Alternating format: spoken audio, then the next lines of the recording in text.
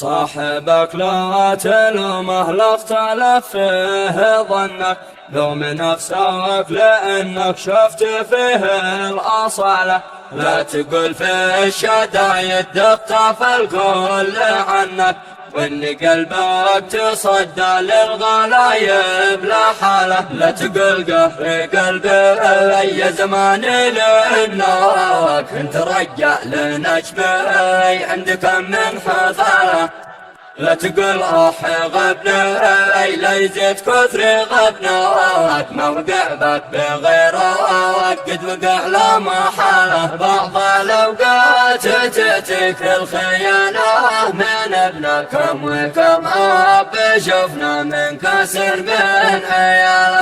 أنت نقيت الأصحاب والغلط كان منك، ليش ما اختارت منهم لمن قال لماله. شوف بعد اختيارك خاب ظنك، وكنك طحت في وحل سوى المعرفة والجهالة. من به احسنت ظنك قال انك، وانك من اسأت الظن في لجلك اعلان قتاله. لا تثق يا رفيقي قلتها اليوم لذنك، نص ذا الكون كله عيش عنا ذاله. من حسبت سلاحك جات قتلك وطعنك، قام لملم جراحك لو تعيش خس حالك.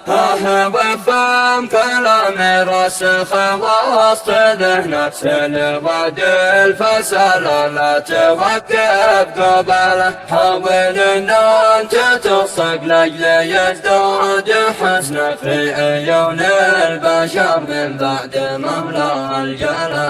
شل هذه النصيحة لا تدخل شي بطنك، لقمة النوذ واحذر لك يسوي جماله.